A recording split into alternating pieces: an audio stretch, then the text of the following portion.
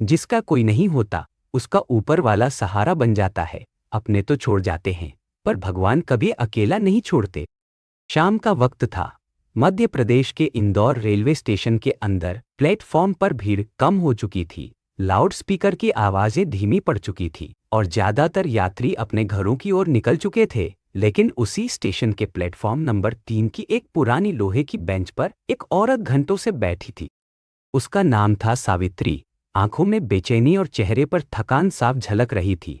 हर बार जब स्टेशन के गेट से कोई आदमी बाहर निकलता तो सावित्री बड़ी उम्मीद से उसकी ओर देखती, लेकिन जैसे ही पहचान की झलक नहीं मिलती, उसका चेहरा उतर जाता और वह सिर झुका लेती। सुबह से शाम और शाम से रात हो गई, लेकिन उसका इंतजार खत्म नहीं हो रहा था। इसी बीच वहां से गुजर रहा था अरुण, जो उसी स्टेशन पर सफाई कर्मचारी था।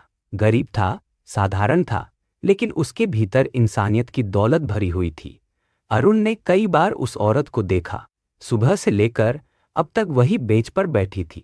बाकी लोग जल्दी जल्दी घर जा रहे थे, लेकिन वह औरत जैसे वहीं जम गई। आखिरकार अरुण उसके पास गया और नरम आवाज में बोला, बहन जी, आप किसी का इंतजार कर रही हैं? सावित्री चौंकी, फिर थकी हुई आवाज में बोली, हाँ, मैं अपने पति का इंतजार कर रही हूँ। हम भोपाल जाने वाले थे, वो टिकट लेने गए थे। दोपहर 6 बजे से अभी तक लौटे नहीं। अरुण हैरान रह गया, बोला, लेकिन भोपाल वाली ट्रेन तो काफी पहले जा चुकी है। क्या पता वो अकेले ही चले गए हों। यह सुनकर सावित्री का चेहरा उतर गया, आंखों में निराशा उभर आई। वह चुप रह गई। अरुण को भी अफसोस हुआ।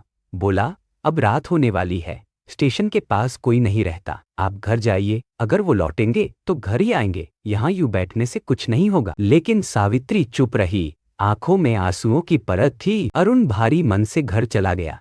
रात को खाना खाते समय उसने अपनी माँ लक्ष्मीबाई को पूरा किस्सा सुनाया। माँ ने गहरी सांस लेकर कहा, बेटा, अजीब बात है, अकेली औरत रात भर स्टेशन पर, भगवान ही उसकी रक्षा करे। अगली सुबह अरुण फिर स्टेशन पहुंचा।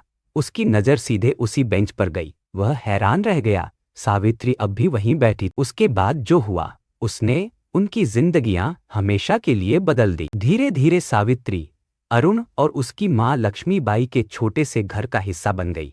उस टूटी हुई औरत को नया परिवार मिल गया, और जब उसकी किस्मत ने लॉटरी के जरिए उसे फिर से खड़ा किया, तब वही पुराना धोखेबाज पति वापस आ गया।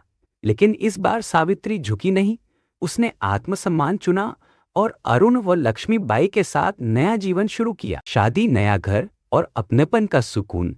सावित्री की आंखों में अब आंसू नहीं, बल्कि भरोसा और मुस्कान थी। यह कहानी हमें सिखाती है कि जब अपने धोखा दे जाते हैं तो इंसानियत का हाथ थामने वाला अजनबी ही अपना बन जाता है।